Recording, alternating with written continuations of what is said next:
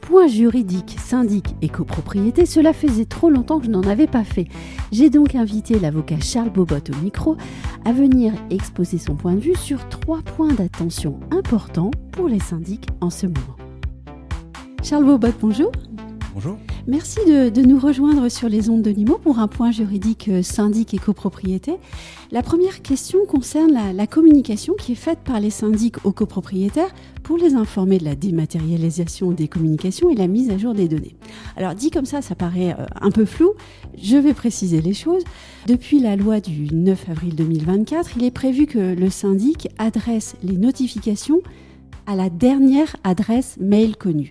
Et là, on se dit que les choses peuvent être plus compliquées qu'il n'y paraît. Est-ce que j'ai raison de penser ainsi ? Oui, c'est une avancée, oui. Puisque ça fait rentrer les copropriétés dans le siècle, puisque auparavant, oui. Le principe était l'inverse. Les notifications étaient faites par voie postale, par voie papier. Donc, c'est des convocations avec des centaines de pages qui étaient adressées par cette voie-là. Et le principe a été inversé avec l'exception, puisqu'ils avaient la possibilité d'avoir un consentement express, ce dont ils se saisissaient assez rarement. Bon, donc ça, c'est la bonne nouvelle. Mais quand même, quand on lit la dernière adresse mail connue, c'est un petit peu plus inquiétant. C'est pas écrit comme ça dans la loi, mais par contre, c'est vrai que quand on retourne dans le décret, il est indiqué que le syndic adresse les notifications à la dernière adresse connue et à la dernière adresse mail obtenue. Et c'est là où j'ai préparé quelques petites jurisprudences, puisque on peut imaginer tout un contentieux sur la manière dont l'adresse mail a été captée. Est-ce que c'est son adresse principale ? Est-ce que c'est une adresse qui tombe dans les spams ? Donc en effet des difficultés, sachant que à défaut de notification régulière, c'est toute l'Assemblée générale qui peut être contestée pour nullité. Et là-dessus, on avait des jurisprudences intéressantes de la Cour d'appel de Versailles du 12 mars 92 et de la Cour de cassation du 10 mars 2015, dans lequel un copropriétaire qui n'a pas indiqué sa dernière adresse, son dernier domicile réel ou élu, ne pourra pas contester. Alors, est-ce que c'est transposable à notre matière ? Je ne sais pas, mais moi, je voudrais faire part d'un engagement. C'est-à-dire que toutes ces convocations, c'est-à-dire c'est des centaines de pages qui, souvent, parce que les copropriétaires négligents ne se saisissaient pas de la possibilité d'indiquer qu'ils voulaient l'adresse mail. Là, ceux qui le veulent peuvent s'y opposer. Ceux qui veulent conserver la voie papier le peuvent. Donc, c'est quand même, au-delà des économies pour la planète, c'est aussi toute une logistique qui était un peu inutile, qui impliquait beaucoup de diligence et de travail pour finalement des copropriétaires qui ne se saisissaient pas d'une possibilité qui aujourd'hui est par défaut, et le copropriétaire qui s'y intéresse peut s'en saisir. Oui, mais où est-ce que se trouve véritablement le risque de contentieux s'il y en a un ? Alors, d'abord, je pense que les syndics devraient faire des campagnes, parce que là aujourd'hui on a une disposition légale qui est d'application immédiate, pas besoin de décret d'application. En revanche, on attend quand même le décret d'application de la loi pour rectifier certaines dispositions de la loi de 67, parce qu'il y a quand même un prestataire de services de confiance sécurisé, type AR24, qui va pouvoir envoyer ces notifications, donc c'est pas un simple mail. Mais il y a quand même un risque de contentieux, puisque sur la manière dont l'adresse mail a été obtenue, on peut avoir un doute. Donc, d'où l'important de faire des campagnes d'affichage, des campagnes pour informer les copropriétaires du changement de réglementation, et s'ils veulent conserver la voie papier, de la conserver ainsi. On connaît parfois les difficultés dues au croisement entre les matières juridiques et entre les règles. Est-ce que ça a quelque chose à voir, par exemple, avec les règles liées au RGPD ? Il y a en effet la finalité de traitement des données qui sont indiquées par le RGPD et qui sont même obligatoires. Et bien de la même manière, dans ces campagnes d'information, il pourrait y avoir une mention du RGPD indiquant que l'adresse mail qui est communiquée l'est selon cette finalité de traitement. Et en cas de modification de la finalité de traitement, eh bien, il y aurait quelque part une information. Donc pourquoi pas indiquer aux copropriétaires quelle est la dernière adresse mail connue dont ils disposent, pour que les copropriétaires puissent la rectifier le cas échéant. Et aussi tout simplement pour être plus efficace, parce qu'une convocation qui part sur une adresse mail qui n'est plus consultée, c'est pas une bonne idée. Et je rappelle là-dessus que, et puis c'est aussi le syndic, il n'est pas isolé seul dans la nature, il travaille avec les prestataires de confiance qui, à défaut de notification sur l'adresse mail, c'est-à-dire s'ils n'ont pas reçu l'information, ils peuvent doubler d'un courrier papier le cas échéant.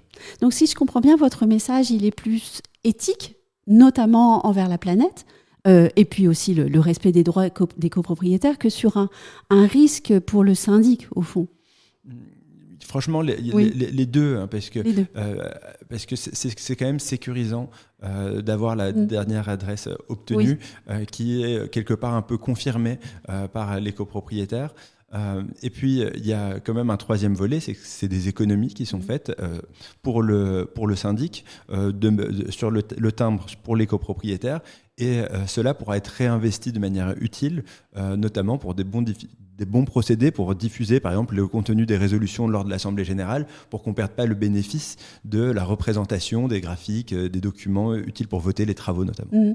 Il est passionnant de voir à quel point une disposition qui peut paraître comme ça assez anecdotique, au fond, appelle un véritable changement dans les modes de pensée et les modes de travail pour un syndic. D'autant plus déroutant que c'était la loi Habitat dégradé qui n'était pas du tout l'objet de modifier les modes de gestion.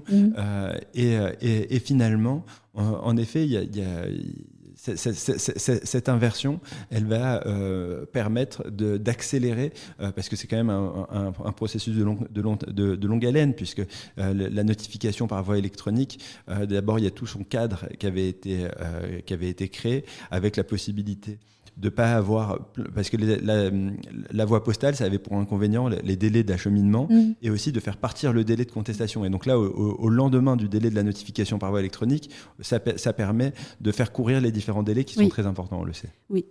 Alors, autre sujet, celui des impayés de charges. Alors ça, c'est un sujet classique, à ceci près que cette même loi, loi Habitat dégradé du 9 avril 2024, conduit le syndic à solliciter la désignation d'un mandataire ad hoc lorsque l'impayé a atteint un certain seuil. Alors, on va faire grâce à nos auditeurs des seuils, mais notre sujet aujourd'hui, il a trait aux sanctions. Que risque le syndic qui ne saisit pas le tribunal judiciaire d'une demande de désignation d'un mandataire ad hoc ? Depuis Cicéron, l'argent, c'est toujours le nerf de la guerre. Alors, quand on est dans une copropriété parce que l'esprit de cette loi, c'était quand même les immeubles qui s'étaient effondrés et lorsque la copropriété va mal, quitter ce tête-à-tête qu'il peut y avoir entre le syndic et le syndicat et faire intervenir ce mandataire ad hoc. Il était très peu utilisé dans la pratique et d'où la volonté législative, poussée peut-être par quelques associations de consommateurs, d'ajouter une sanction qui serait que lorsque on a passé le cap du mandataire ad hoc et qu'on va à l'administration provisoire, ce qui est plus grave, ce qui dessaisit le syndic et qui lui donne les pouvoirs d'un dictateur au sens romain, puisqu'elle a les pouvoirs du syndic et de l'Assemblée générale. Eh bien, à ce moment-là, on ferait payer le coût du syndic, de l'administrateur provisoire, au syndic. Donc, ce serait une sorte de présomption de responsabilité. Quelle analyse faites-vous de façon globale sur cette procédure, cette possibilité de sanction du syndic ? Je suis un peu mal à l'aise parce que plutôt que de régler vraiment le sujet avec des solutions utiles, raccourcir les délais de procédure, enlever cette étape intermédiaire de la conciliation, de rajouter un médiateur dans le cadre d'une procédure de recouvrement, on va chercher à fustiger, et c'est toujours un peu la politique, le syndic comme un peu le bouc émissaire.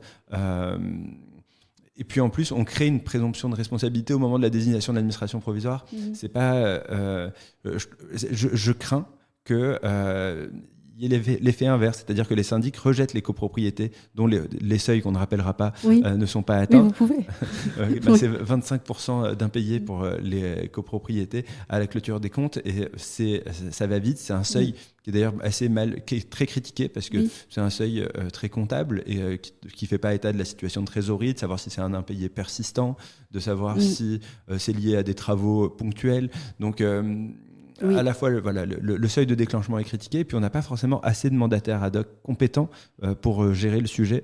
Donc le fait de ne pas vouloir les mettre en avant, ces mandataires ad hoc, ce n'est pas forcément de la mauvaise volonté du syndic, c'est parfois qu'il y a d'autres critères qui rentrent en compte. Et quelles recommandations alors faites-vous à ces syndics ? D'abord, de bien maîtriser les charges de la copropriété à travers une politique de recouvrement efficace. C'est pour ça que j'avais parlé de sujets classiques. Mais c'est vrai que c'est classique et en même temps, si jamais on sent qu'il y a on va dire, des sujets qui sont d'ampleur, des dossiers de montage d'aide et qu'un syndic indépendant, par exemple, n'est pas suffisamment outillé pour faire face, pourquoi pas prendre le recours de ce mandataire ad hoc. Ou si jamais il sent qu'il y a une défiance à son encontre et que demain on va vite aller rechercher sa responsabilité, pour se couvrir aussi, ce mandataire ad hoc pourrait être la solution. On va évoquer enfin une question aussi très importante, c'est le vote des travaux de rénovation énergétique. Il s'agit très souvent de travaux coûteux dans un contexte économique qui n'est pas forcément simple. Constatez-vous dans votre cabinet une hausse des demandes de nullité des assemblées générales ayant voté ces travaux ? Malheureusement, c'est généralement quand il y a des enjeux que les contestations interviennent. Et comme ces travaux de rénovation énergétique, c'est des montants financiers considérables avec des isolations thermiques par l'extérieur et des procédés assez coûteux, certains copropriétaires vont venir contester des clés de répartition, un règlement de copropriété qui n'aurait pas été mis à jour. Si jamais les aides avaient été obtenues au préalable, ça peut remettre en cause de l'ingénierie comptable, financière. Et au final, ces aides, elles ont un caractère...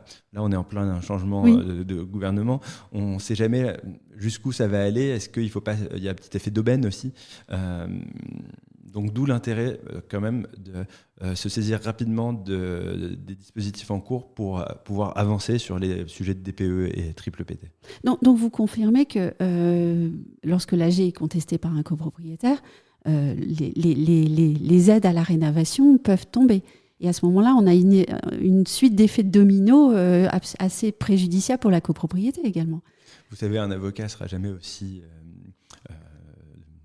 il laissera toujours planer un peu de doute parce qu'il y a un aléa. Il est possible que les aides soient maintenues malgré la contestation de l'Assemblée générale, mais il y a un risque certain que ça puisse les remettre en cause parce que ce ne sera plus les mêmes devis, ce ne sera plus les mêmes montages et les conditions dans lesquelles le syndicat des copropriétaires a proposé à l'organisme ce montage ne sera plus le même. Donc, aujourd'hui, on invite sur ce genre de sujet à la médiation, là où je n'y étais pas pour le recouvrement, parce que si jamais les enjeux sont tels, on pourra peut-être rectifier quelques règles de répartition, on pourra peut-être envisager une autre interprétation du règlement de copropriété. Mais l'idée, c'est vraiment d'avancer sur ces projets parce que y en a qui vont chercher le petit frein, le petit argument, le petit grief, et c'est dangereux. Je suis intéressée par votre mention de la médiation, puisqu'on sait que la copropriété, c'est en soi quand même un terreau assez favorable au contentieux. Et là, vous mettez en avant la médiation. Qui peut faire cette médiation, par exemple ? La médiation, ça c'est un sujet aussi classique, qui peut être à la fois conventionnel, c'est-à-dire que les parties peuvent d'emblée aller voir un médiateur qui serait parfois sur les listes des médiations judiciaires, ça lui donnera un peu plus d'autorité. Il y a certains médiateurs qui commencent à être bien connus dans la matière.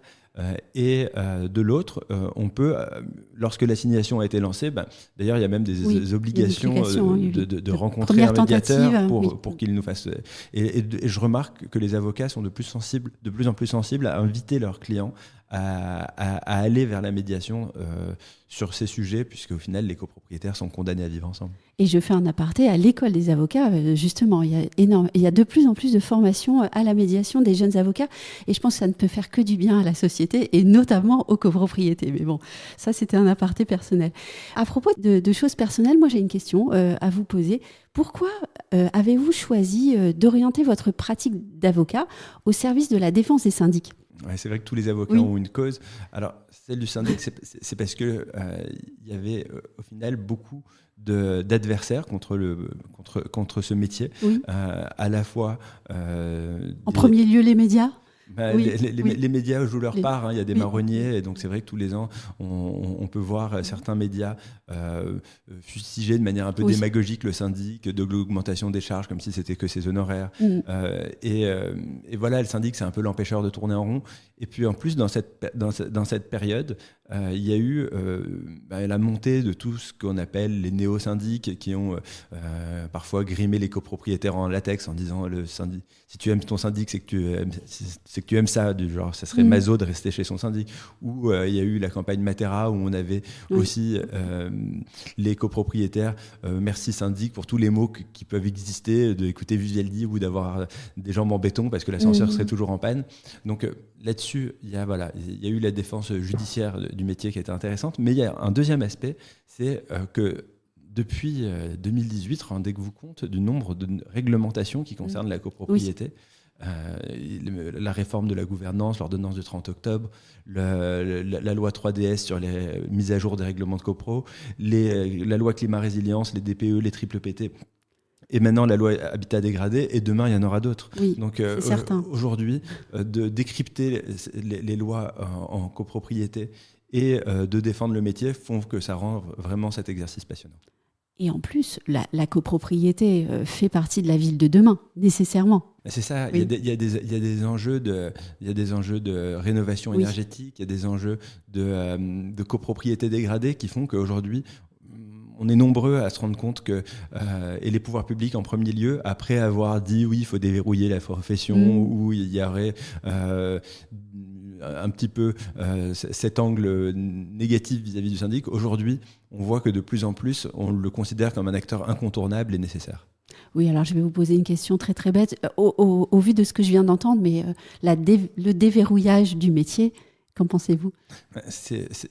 La loi Hoguet, c'est vraiment une loi de protection, mais avant tout des copropriétaires. Il y avait eu des détournements massifs qui avaient eu lieu à une certaine époque, et d'avoir une garantie financière, d'avoir des personnes qui soient formées pour la gestion immobilière, ça me paraît être une garantie essentielle pour les copropriétaires. Et demain, si on déverrouille, comme ils disent, eh bien, ce sera l'accès peut-être à des bandits. Eh bien, merci Charles Bobot d'avoir accepté mon invitation. Est-ce que vous reviendrez ? Volontiers. Oui, merci.